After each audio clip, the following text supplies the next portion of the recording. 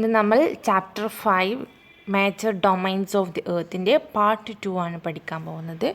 Part 1 already upload ചെയ്തു. അതിൽ ലിതോസ്ഫിയറിനെ കുറിച്ചിട്ട് പറഞ്ഞു. ഏതൊക്കെ ഡൊമൈൻസ് ആണുള്ളത്? Lithosphere, hydrosphere, lithosphere, atmosphere, hydrosphere and biosphere. അതിൽ പാർട്ട് 1 ലിതോസ്ഫിയറിനെ കുറിച്ച് പറഞ്ഞു. ഈ പാർട്ട് 2 ബാക്കി 3 ഡൊമൈൻസിനെ കുറിച്ചിട്ടാണ് പഠിക്കാൻ പോകുന്നത്. അപ്പോൾ ആദ്യം നമുക്ക് ഹൈഡ്രോസ്ഫിയറിനെ കുറിച്ച് പറയാം. നമുക്കറിയാം എർത്തിൻ്റെ 3/4 വാട്ടറാണ്, വെറും 1/4 മാത്രമാണ് ലാൻഡ് ഏരിയ. അപ്പോൾ ഈ ഹൈഡ്രോസ്ഫിയർ എന്ന് പറയുന്നത് it consist of water in all it's forms. എല്ലാ ഫോമിലുള്ള വാട്ടർ ഉള്ള ഒരു ഡൊമൈനാണ് ഹൈഡ്രോസ്ഫിയർ. എല്ലാ ഫോം എന്ന് പറയുമ്പം അത് സോളിഡ് ഫോം ആവാം. Solid form ice, liquid form ആവാം, ലിക്വിഡ് ഫോം ആണ് വാട്ടർ, ഗ്യാഷ്യസ് ഫോം ആവാം, അതാണ് വാട്ടർ വേപ്പർ.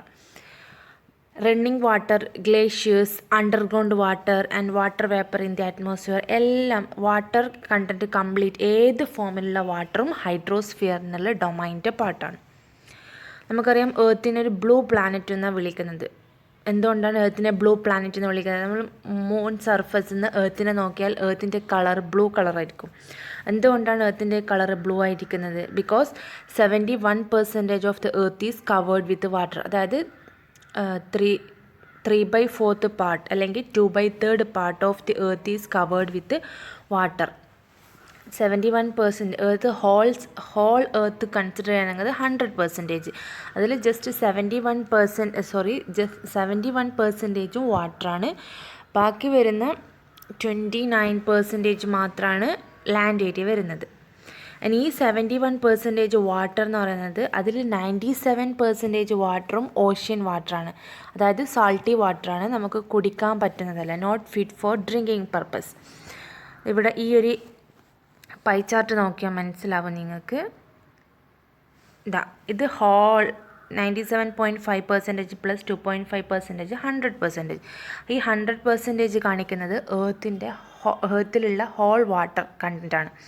അതിൽ 97.5% ഓഷ്യനിലാണുള്ളത്, അതായത് salty വാട്ടറാണ്.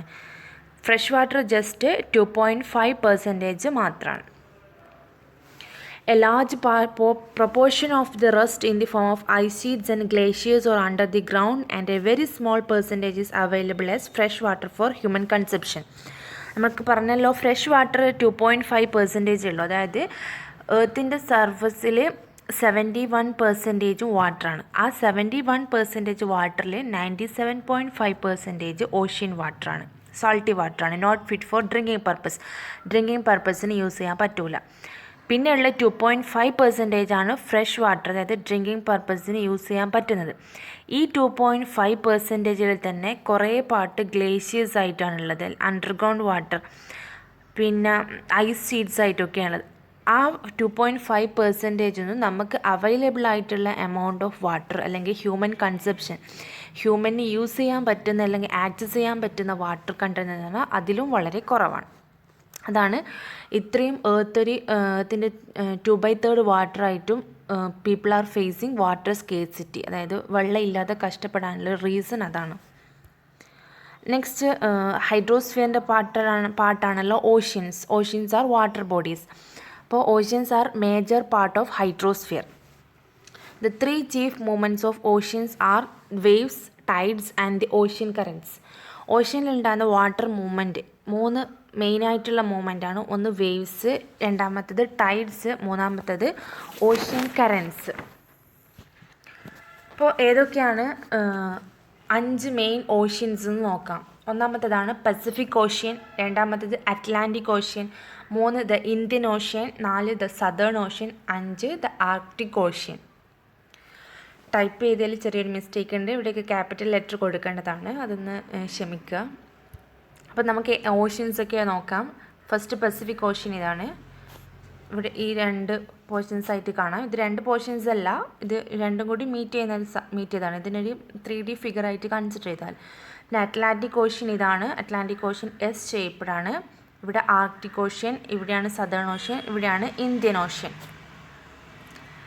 Next Pacific ocean. Pacific ocean is the largest ocean. ഈ 5 മേജർ ഓഷ്യനിൽ ലാർജസ്റ്റ് ഓഷ്യനാണ് Pacific ocean. It spread over 1/3 of the earth. എർത്തിൻ്റെ ഹോൾ സർഫസ് കൺസിഡർ ചെയ്യുമ്പം അതിൽ 1/3 പാർട്ടും പസഫിക് ഓഷ്യനാണ് കവർ ചെയ്യുന്നത്. 1/3 പാർട്ടും പസഫിക് ഓഷ്യനാണ്. അതാണ് largest ocean. Mariana trench. Pacific ഓഷ്യനിലുള്ള മറിയാന ട്രെഞ്ചാണ് deepest part of the earth. Deepest part of the earth 11,022 മീറ്ററാണ് അതിൻ്റെ ഡെപ്ത്. അത് പസഫിക് ഓഷ്യനിലാണ് ഉള്ളത്. And the Pacific ocean is almost in circular shape. ഇവിടെ നോക്കിയാൽ മനസ്സിലാവും ഇതൊരു സർക്കുലർ ഷേപ്പിലാണുള്ളത്. ഇത് രണ്ടും കൂടി ജോയിൻ ചെയ്തതിലൊരു റിംഗ് ഓഫ് ഫയർ എന്നൊക്കെ പറയും.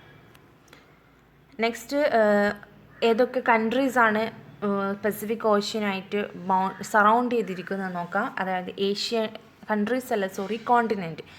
Asia, Australia, north America and south America. ഇവിടെ നോക്കിയാൽ മനസ്സിലാവും പസഫിക് ഓഷ്യൻ്റെ ചുറ്റുമുള്ള കോണ്ടിനെൻറ്റ്സ് ഒന്ന് നോർത്ത് അമേരിക്ക, സൗത്ത് അമേരിക്ക, പിന്നെ ഏഷ്യ, പിന്നെ ഓസ്ട്രേലിയ. ഇതൊക്കെയാണ് കോണ്ടിനെൻറ്റ്സ്. ഈ കോണ്ടിനെൻറ്റ്സിലാണ് ഡിഫറെൻറ്റ് കൺട്രീസ് ഉള്ളത്. അപ്പോൾ ഇന്ത്യ ഉള്ളത് ഏഷ്യൻ കോണ്ടിനെൻറ്റിലാണ്. ഈ ഒരു പാർട്ടിലാണ് ഇന്ത്യ. നിങ്ങൾക്ക് നോക്കിയാൽ മനസ്സിലാവും ഇന്ത്യൻ്റെ മാപ്പിൻ്റെ ഷേപ്പിലൊരു പാർട്ടുണ്ട് ഇവിടെ. അവിടെയാണ് ഇന്ത്യ ലൊക്കേറ്റ് ചെയ്തിരിക്കുന്നത്. Next Atlantic ocean. Atlantic ocean second largest ocean in the world ആണ്. ഫസ്റ്റ് ലാർജസ്റ്റ് പസഫിക് ഓഷ്യൻ ആണ്. സെക്കൻഡ് ലാർജസ്റ്റ് അറ്റ്ലാന്റിക് ഓഷ്യൻ ആണ്. അത് എസ് ഷേപ്പിലാണുള്ളത്. ഇവിടെ നോക്കിയാൽ നിങ്ങൾക്ക് മനസ്സിലാവും, ഈ മാപ്പിൽ നോക്കിയാൽ മനസ്സിലാവും ഇതൊരു എസ് ഷേപ്പിലാണുള്ളത്. ഇങ്ങനെ ഒരു എസ് ഷേപ്പ്. അപ്പോൾ അറ്റ്ലാന്റിക് ഓഷ്യൻ എസ് ഷേപ്പിലാണ്. It is flanked in between north America and south America in the west. Western സൈഡിൽ ഈ അറ്റ്ലാന്റിക് ഓഷ്യൻ്റെ വെസ്റ്റേൺ സൈഡിൽ നോർത്ത് അമേരിക്ക, സൗത്ത് അമേരിക്കയും ഈസ്റ്റേൺ സൈഡിലുള്ളത് യൂറോപ്പും ആഫ്രിക്കയുമാണ്. അതിൻ്റെ കോസ്റ്റ് ലൈൻ ഒരു പ്രത്യേകതയുണ്ട്. It is indented coast line. Indented coast line നോക്കി ഇവിടെ നമുക്ക് മനസ്സിലാകാം, ഒരു കണ്ടിന്യൂസ് അല്ല.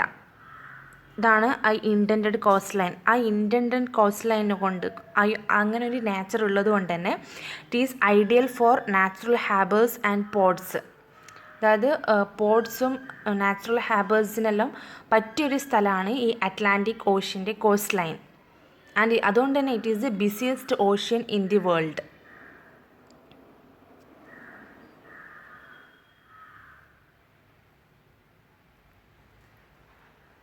ബിസിയസ്റ്റ് ഓഷ്യൻ ആയതുകൊണ്ട് തന്നെ അതാണ് എക്കണോമിക്കലി ഇമ്പോർട്ടൻ്റ് ആയ ഒരു കോസ്റ്റ് ലൈനാണ് അറ്റ്ലാന്റിക് ഓഷ്യൻ.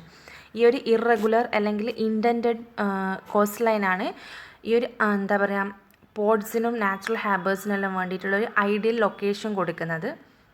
അതുകൊണ്ട് തന്നെയാണ് പോർട്സ് എന്ന് പറഞ്ഞാൽ നമുക്ക് എക്കണോമിക് പ്രോസ്പെരിറ്റി ഉണ്ടാവാൻ ഏറ്റവും ആവശ്യമായ ഒരു കാര്യമാണല്ലോ പോർട്ട്. അങ്ങോട്ട് എക്സ്പോർട്ട് ചെയ്യാനും ഇമ്പോർട്ട് ചെയ്യാനൊക്കെ.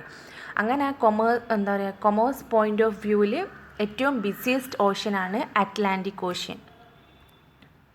Next one is Indian ocean. Indian ocean is the only ocean named after a country. അതായത് ഒരു കൺട്രീൻ്റെ പേരിൽ അറിയപ്പെടുന്ന ഒരേ ഒരു ഓഷ്യനാണ് ഇന്ത്യൻ ഓഷ്യൻ. അതാണ് ഇന്ത്യൻ ഓഷ്യൻ. അതായത് ഇന്ത്യ എന്ന് പറയുന്നൊരു കൺട്രി, ആ കൺട്രീൻ്റെ പേര് അറിയപ്പെടുന്ന ഒരേ ഒരു ഓഷ്യനാണ് ഇന്ത്യൻ ഓഷ്യൻ. അതിൻ്റെ ഷേപ്പ് എന്ന് പറഞ്ഞാൽ ട്രയാങ്കുലർ ഷേപ്പാണ്. അതിൻ്റെ northern side is bounded by Asia, western side is bounded by Africa and eastern side is by Australia. ഇവിടെ നിങ്ങൾക്ക് നോക്കിയാൽ മനസ്സിലാവും, ഇതാണ് ഇന്ത്യൻ ഓഷ്യൻ. ഇന്ത്യൻ ഓഷ്യൻ്റെ ഷേപ്പ് കണ്ട ഒരു ട്രയാങ്കുലർ ഷേപ്പാണ്. വെസ്റ്റേൺ സൈഡ് ആഫ്രിക്കയാണുള്ളത്. ഇന്ത്യൻ ഓഷ്യൻ്റെ നോർത്തേൺ സൈഡ് ഏഷ്യ, ഈസ്റ്റേൺ സൈഡുള്ളത് ഓസ്ട്രേലിയ. അതാണ് ഇന്ത്യൻ ഓഷ്യനെ കുറിച്ച് പറയാനുള്ളത്. Southern ocean it encircles the continent of Antarctica and extends northwards to 60 degree south latitude. ഇവിടെ നിങ്ങൾക്ക് മനസ്സിലാവും, ഇതാണ് സദേൺ ഓഷ്യൻ.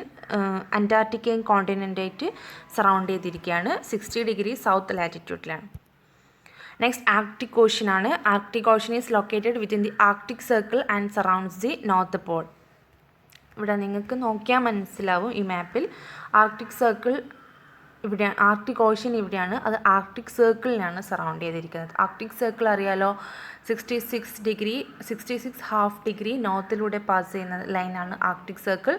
അതിനെ സറൗണ്ട് ചെയ്തിരിക്കുന്ന ഓഷ്യനാണ് Arctic ocean. Next Bering strait എന്ന് വെച്ചാൽ strait is a narrow passage of water connecting two large water bodies. അതായത് സ്ട്രെയിറ്റ് എന്ന് വെച്ചാൽ രണ്ട് വലിയ വാട്ടർ ബോഡീസ്, അതായത് ഒന്നിക്കിൽ സീ ആവാം അല്ലെങ്കിൽ ഓഷ്യൻസ് ആവാം, അങ്ങനെ രണ്ട് വലിയ വാട്ടർ ബോഡീസ് കണക്ട് ചെയ്യുന്ന ഒരു നാരോ പാസേജ് ഓഫ് വാട്ടർ. അതും കണക്ട് ചെയ്യുന്നത് ഒരു വാട്ടർ ബോഡിയാണ്. അതിൻ്റെ തൊട്ടപ്പുറമുള്ള രണ്ട് കണക്ട് ചെയ്യപ്പെടുന്ന രണ്ട് ബോഡീസും വാട്ടർ ബോഡീസാണ്. രണ്ട് വലിയ വാട്ടർ ബോഡീസിനെ കണക്ട് ചെയ്യുന്ന ഒരു ചെറിയ വാട്ടർ ബോഡി, അതാണ് സ്ട്രെയിറ്റ്.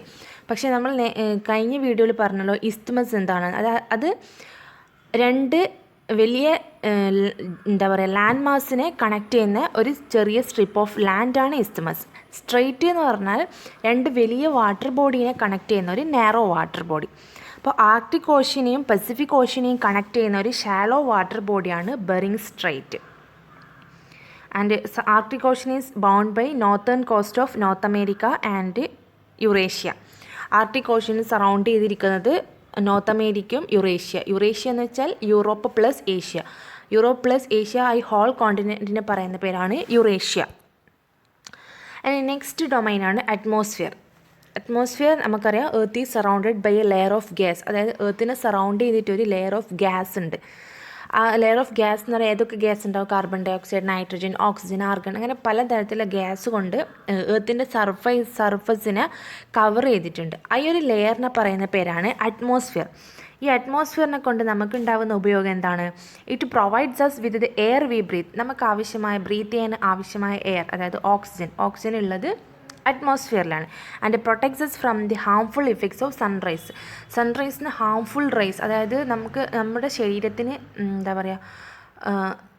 എന്തെങ്കിലും കേടുപാട് പറ്റുന്ന ഹാംഫുൾ റേസ് സണ്ണിൽ നിന്ന് വരുന്നുണ്ട്. അതിനെ തടഞ്ഞു നിർത്തുന്ന ഒരു ലെയറും കൂടിയാണ് atmosphere. And the atmosphere extends up to a height of about 1600 kilometres. അപ്പോൾ നമ്മൾ എർത്തിൻ്റെ സർഫസിന് എത്രമാത്രം ഹൈറ്റിലാണ് അറ്റ്മോസ്ഫിയർ ഉള്ളത്? മില്യൺസ് ഓഫ് കിലോമീറ്റേഴ്സ് വരെയൊന്നും അറ്റ്മോസ്ഫിയർ ഇല്ല. അതായത് ജസ്റ്റ് 1600 കിലോമീറ്റേഴ്സ് വരെ മാത്രമേ അറ്റ്മോസ്ഫിയർ ഉള്ളൂ. അത്ര ഒരു ഹൈറ്റിൽ മാത്രമേ ഈ ലെയർ ഓഫ് ഗ്യാസ് ഉള്ളൂ. ഇപ്പോൾ ഏതൊക്കെയാണ് അറ്റ്മോസ്ഫിയറിൽ ഉണ്ടാകുന്ന ഗ്യാസ്? നൈട്രജൻ ഉണ്ട്. നൈട്രജൻ 78% നൈട്രജനാണ്. അതായത് ഏറ്റവും കൂടുതൽ അറ്റ്മോസ്ഫിയറിലുള്ള കാര്യം എന്ന് പറയുന്നത്, അല്ലെങ്കിൽ എർത്ത് സർഫസിലെ കാര്യമൊന്നുമല്ല പറയുന്നത്. അറ്റ്മോസ്ഫിയറിലുള്ളത് നൈട്രജനാണ് 78%.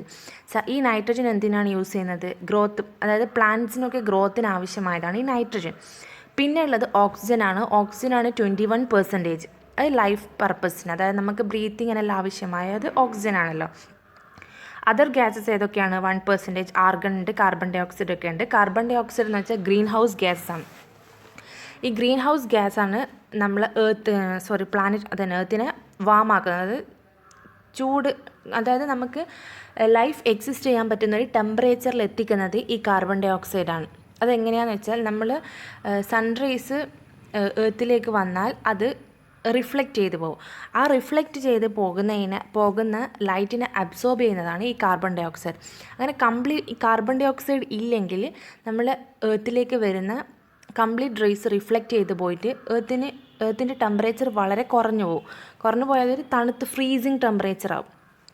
അപ്പോൾ ഈ കാർബൺ ഡൈ ഓക്സൈഡാണ് ഈ റിഫ്ലക്റ്റ് ചെയ്ത് പോകുന്ന ലൈറ്റിനെ തിരിച്ച് അബ്സോർബ് ചെയ്തിട്ട് എർത്തിലേക്ക് എമിറ്റ് ചെയ്യുന്നത്. അങ്ങനെയാണ് ഈ എർത്തിന് ഒരു ലിവിങ് കണ്ടീഷൻ, അതായത് നമുക്ക് ജീവിക്കാൻ ആവശ്യമായ ഒരു ടെമ്പറേച്ചർ റേഞ്ചിലേക്ക് എത്തിക്കുന്നത്. ഇനി നമ്മൾ ഈ ഡീഫോറസ്റ്റേഷൻ അല്ലെങ്കിൽ ഫോസിൽ ഫ്യൂവലിൻ്റെ ഉപയോഗം അങ്ങനെയെല്ലാം കൊണ്ട് കാർബൺ ഡൈ ഓക്സൈഡിൻ്റെ ലെവൽ അറ്റ്മോസ്ഫിയറിൽ കൂടിയാൽ എന്താ സംഭവിക്കുക? ഈ കാർബൺ ഡൈ ഓക്സൈഡ് അബ്സോർബ് ചെയ്യുന്ന എമൗണ്ട് കൂടും, ഈ സൺറൈസ് എമൗണ്ട് കൂടും. അന്നേരം നമ്മുടെ ടെമ്പറേച്ചർ വളരെ കൂടുതലായി പോകും. അങ്ങനെയാണ് ഈ ഗ്ലോബൽ വാർമിംഗ് ഒക്കെ വരുന്നത്. Carbon dioxide is a useful gas, അതായത് നമ്മൾ പ്ലാനറ്റിനെ വാമാക്കാൻ അത് ആവശ്യമാണ്, ഗ്രീൻ ഹൗസ് ഗ്യാസ് ആണ്.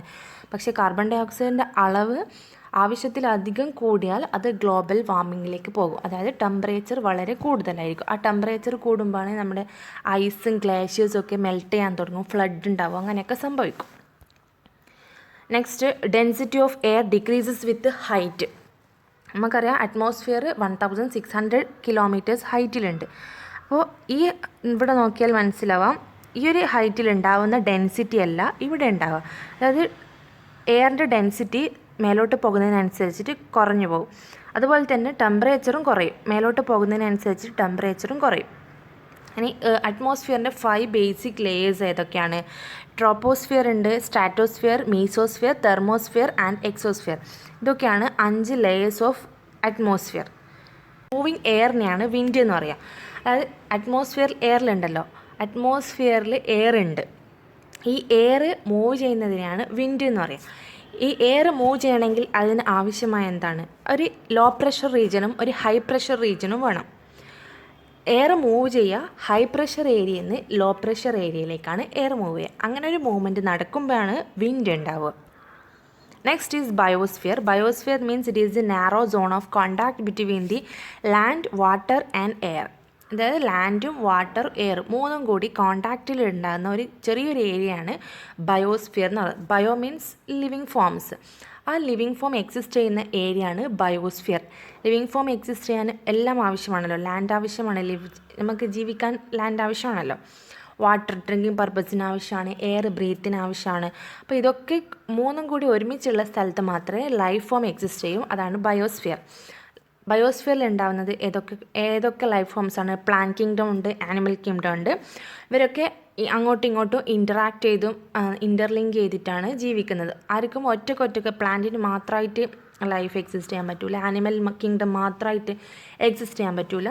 എല്ലാം അങ്ങോട്ടും ഇങ്ങോട്ടും ഇൻറ്ററാക്ട് ചെയ്ത് ഇൻ്റർലിങ്ക് ആൻഡ് ഇൻ്റർ ഡിപ്പെൻഡൻ്റ് ആണ് എല്ലാവരും. പക്ഷേ ഇങ്ങനെ ഒരു ഇൻട്രാക്ഷൻ കൊണ്ടാണ് നമ്മുടെ ലൈഫ് ഇങ്ങനെ എക്സിസ്റ്റ് ചെയ്ത് പോകുന്നത്. പക്ഷേ നമുക്കറിയാം, ഇപ്പോൾ കട്ടിങ് ഓഫ് ഫോറസ്റ്റൊക്കെ ഭയങ്കരമായിട്ട് നടന്നുകൊണ്ടിരിക്കുകയാണ്. ലാൻഡ് ക്ലിയർ ചെയ്യുന്നു അഗ്രികൾച്ചറിൻ്റെ ആവശ്യത്തിന് വേണ്ടിയിട്ട്. പിന്നെ നമ്മുടെ ഹ്യൂമൻ ആക്ടിവിറ്റീസ് കൊണ്ട് ഈ ബാലൻസ് നഷ്ടപ്പെട്ടു പോകുന്നുണ്ട്. അങ്ങനെ സംഭവിക്കും. പിന്നെ എന്താണ്? പൊല്യൂഷൻ.